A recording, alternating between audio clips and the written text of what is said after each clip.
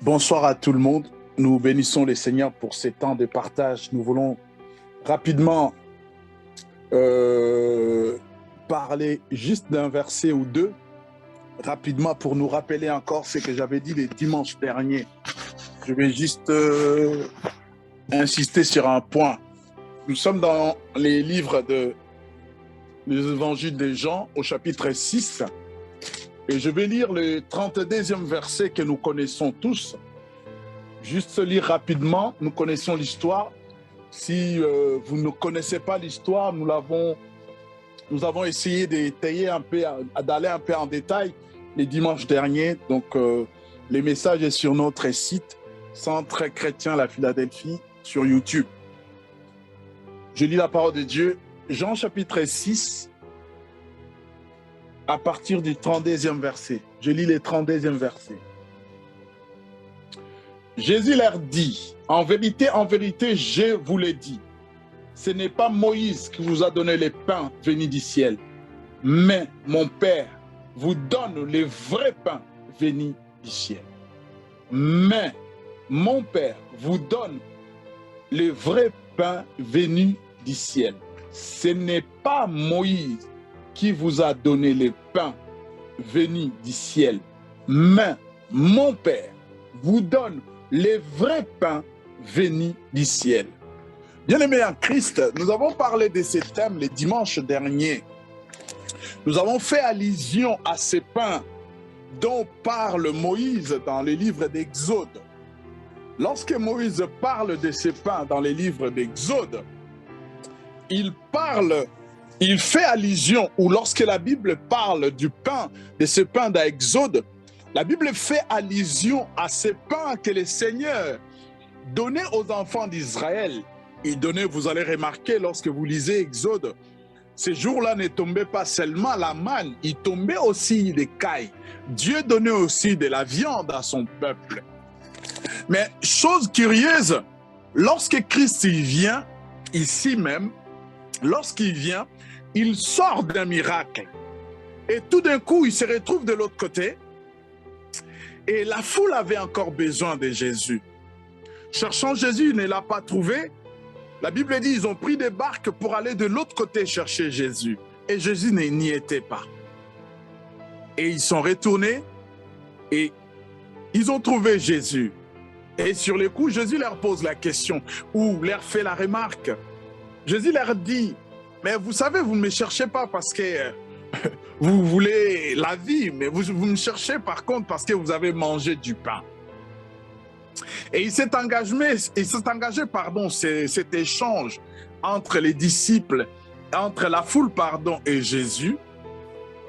Arrivé au verset 32, Jésus, pour essayer un peu d'aller en détail, pour montrer au peuple ce dont il avait besoin, parce que jusque-là, le peuple ne savait pas de quoi il s'agissait.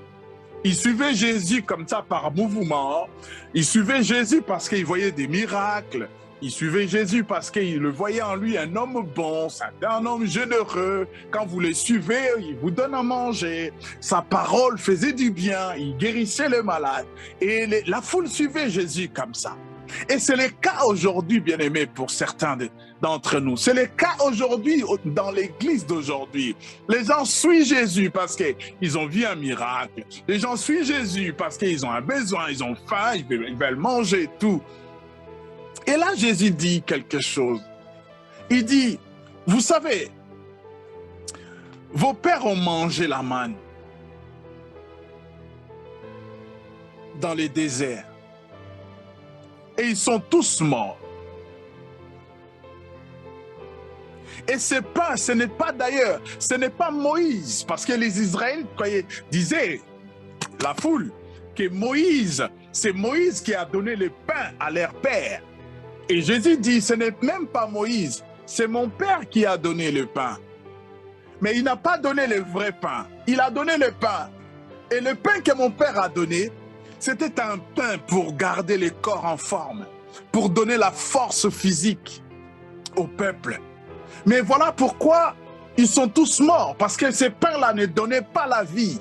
la vie de l'âme, ne donnait pas la vie de l'esprit, ne donnait pas la vie éternelle. Voilà pourquoi ils sont tous morts. Mais moi, qui vous parle, je suis venu du Père et je suis le vrai pain. Et ce pain qui donne la vie éternelle. Et je suis ce vrai pain qui est venu du ciel. Ce pain qui descend du ciel, il donne la vie au monde. Il ne donne pas la vie qu'aux Israélites.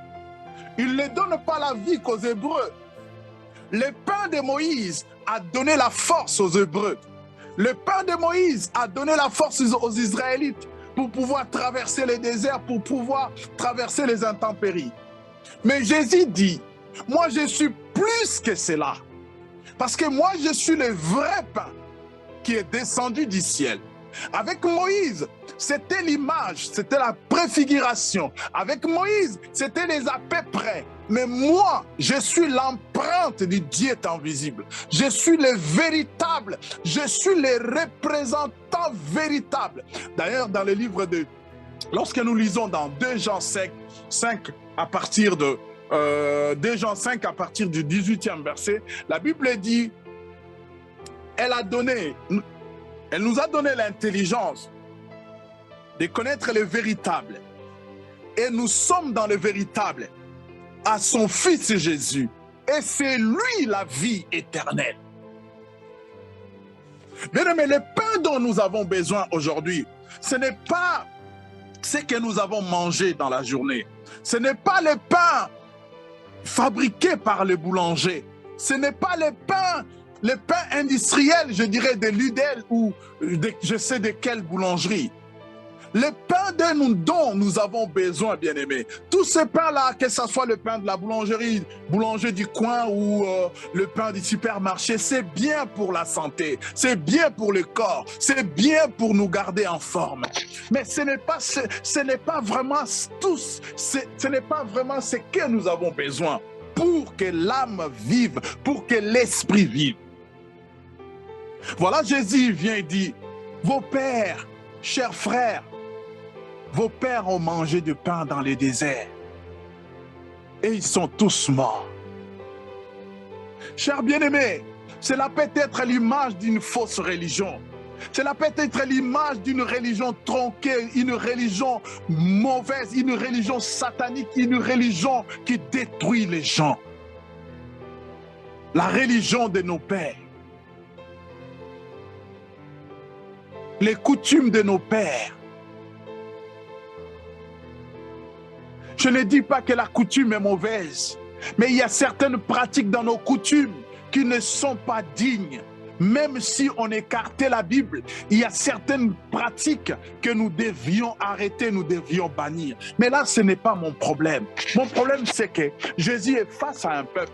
Et ce peuple a un vécu. Ce peuple a un ancêtre, a des ancêtres. Ce peuple suit Jésus. Il croit trouver en Jésus le pain qu'on donnait, le pain que leurs pères ont mangé dans les déserts. Mais Jésus dit, mais ici, ce n'est pas ce pain-là. Moi, je ne suis... Excusez-moi. Moi, je ne suis pas ce pain-là. Moi, je suis le vrai pain. Parce que moi, non seulement j'assure la vie physique, non seulement j'entretiens le corps, l'âme, mais j'assure aussi, j'entretiens et je sauve l'esprit. Et c'est pour cela que je suis le vrai pain. D'ailleurs, vous avez mangé, je vous ai donné le pain, c'est pour le corps. Je vous ai donné le pain, c'est pour avoir la force, avoir une bonne santé, aller au travail, aller à l'école, vaquer à vos occupations. Mais ce n'est pas ça qui importe. Ce qui importe, c'est le vrai pain dont vous avez besoin. Jésus dit dans le verset 49, il dit, vos pères ont mangé la manne dans les déserts et ils sont tous morts. Oh bien-aimés, la religion tue, la religion détruit. Tout ce qui détruit l'homme, c'est la religion. Bien-aimés, vous savez, aujourd'hui, les grands problèmes que nous avons dans le monde proviennent des religions, des grands conflits. Des grands conflits que nous avons dans le monde, c'est dû à des religions. Lorsque vous lisez l'histoire des religions, bien-aimés, cela vous fait froid au dos. Vous verrez comment les gens, les croisades, comment les uns ont tué les autres, les uns ont détruit le peuple. Ça, c'est des religions. Et vos pères ont mangé, vos pères ont baigné dans ces choses. Et ils sont tous morts. Ils sont tous morts.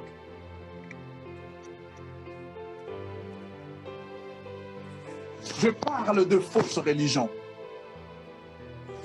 qui ont tué nos pères, de fausses croyances qui ont détruit nos parents. Ces choses nous ont détruites. Ces choses nous ont dépouillés. Nous avons perdu notre humanité. Nous avons perdu notre force, notre personnalité. C'est que nous avons hérité de nos pères. Certains ont hérité de leurs pères la polygamie. Certains ont hérité le mensonge. Certains ont hérité les vols. Certains ont hérité beaucoup de choses. Et ils sont tous morts dans les déserts. Ce soir, bien-aimés, je ne vais pas aller trop loin. Je voudrais juste attirer notre attention pour nous dire comme quoi nous avons besoin du vrai pain. Et le vrai pain que nous avons besoin, c'est Christ et Jésus. Bien-aimés, lorsque vous lisez Jésus, vous lisez dans l'esprit de comprendre les Écritures. Jésus n'interdit pas la religion. Pardon, il n'interdit pas la coutume. Jésus n'interdit pas la coutume. Il n'interdit pas la coutume. Il nous laisse à nous-mêmes de voir certaines choses, certaines pratiques dans nos coutumes, bien-aimés. Ça ne vaut même pas la peine de pratiquer. Moi-même qui vous parle, je suis défenseur de ma coutume. J'aime pas qu'on touche à ma coutume. J'aime pas qu'on touche à ma tradition.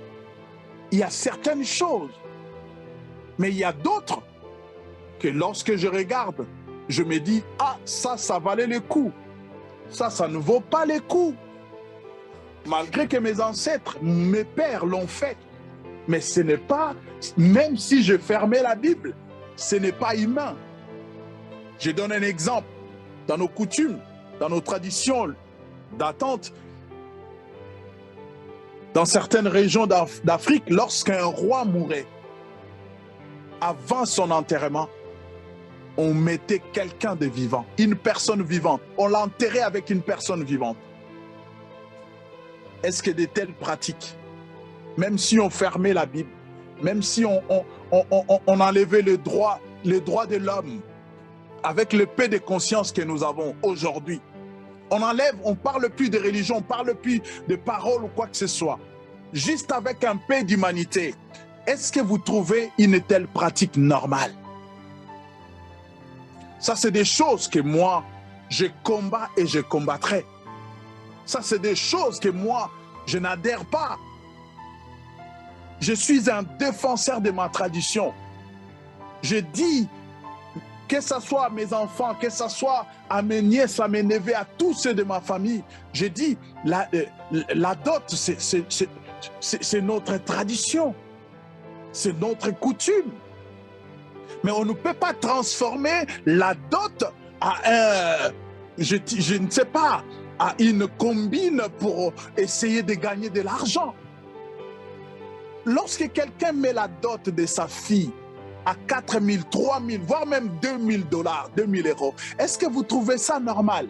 Ça, c'est des choses qui ne sont pas bien dans nos traditions, dans nos coutumes. Alors que si nous retournons en arrière, dans la coutume, lorsque nos pères, lorsqu'on mariait quelqu'un dans le village, il n'y avait pas question d'argent. On ne parlait pas d'argent. Tout était question de matériel. Ça, c'est des choses que nous devrions combattre. Ça, c'est des choses qui ne sont pas bien. Et aujourd'hui, on demande des groupes électrogènes. On demande des choses, je ne sais pas, des choses faramineuses, des choses énormes, juste pour un mariage. Ça, c'est des choses que je combats. C'est des choses qui ont tué aujourd'hui les Africains ou les Congolais en particulier. C'est des choses qui aujourd'hui empêchent certains jeunes garçons de se marier. Et ces choses ne sont pas bien. Et ces choses donnent la mort. Et ces choses, ces gens, ces parents qui font comme ça, ils ont besoin de rencontrer l'amour de Christ pour comprendre que la personne en face, celle qui veut prendre notre fille en mariage, c'est une personne humaine. On ne peut pas la vendre, notre fille. Elle a droit au mariage. Elle a droit d'avoir sa femme. Et voilà, donne-nous, c'est ça. Donne-nous le noix de cola. Donne-nous le... comment on dit les jus de palme, je sais pas. L'entamba, si vous voulez. C'est des choses faciles. Mais aujourd'hui, il paraît qu'avec l'évolution, on en fait tout un commerce. Ça, c'est des choses que je combats. Je soutiens la dot, je suis pour la dot et je milite pour la dot, mais je ne soutiens pas que la dot soit transformée à un commerce. Je ne souhaite ça, je combattrai et je dénoncerai ça. Et Jésus dit, vos pères ont baigné dans ces choses et ils sont morts. Il parle de la religion, bien sûr, mais je fais allusion à ces choses pour nous montrer un peu dans certaines choses, dans certaines mesures, nous devions ne pas faire marche en arrière pour essayer de faire ce que nos pères ont fait, soit disant en imitant. Alors, nous imitons pas, nous essayons de racoler, de rajouter, de faire des choses sans pour autant que cela colle avec même la logique. Donc voilà, Jésus dit, moi je suis le vrai pain. Et dans le vrai pain, nous trouverons le mariage facile. Il est dit par la bouche de Paul, je souhaite que les jeunes se marient. Je souhaite que le mariage soit honoré de tous et que les choses se passent dans la simplicité, que les choses se passent franchement, dans un cadre comme vous voudriez, mais dans la simplicité. Je suis le pain de vie. Bien-aimé, tout celui qui a mangé le pain de vie, il vit dans la simplicité. Le pain de vie rend humble. Jésus lui-même, il a vécu dans la simplicité. Lisez les Écritures dans le même verset, dans le même chapitre.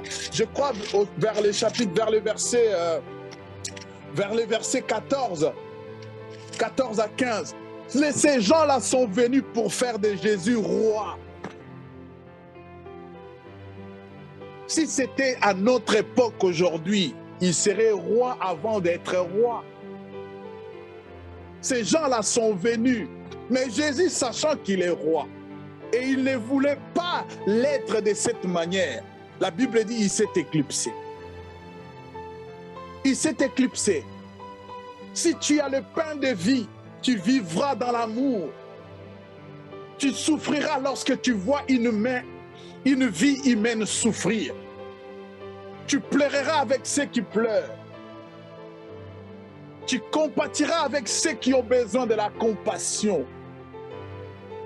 Tu ne seras pas là en train de rouler carotte, de manger de beefsteak pendant que les autres qui sont tes voisins souffrent.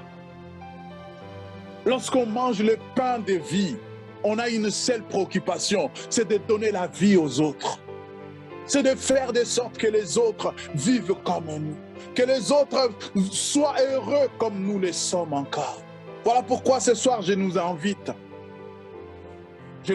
à chercher les pains de vie. Bien-aimés, lorsque nous lisons la vie de Jésus, je ne sais pas, mais lorsque nous lisons ce qui est écrit concernant la vie de Jésus, nous ne pouvons pas manquer d'amour. Et Jésus est notre modèle. Tu ne peux pas te dire que tu es à Jésus si tu ne donnes pas la vie à tous ces morts à tes côtés, à tous ces morts dans la rue, à tous ces morts dans le monde. Que le Seigneur nous bénisse. Papa, je te rends grâce ce soir pour ta parole.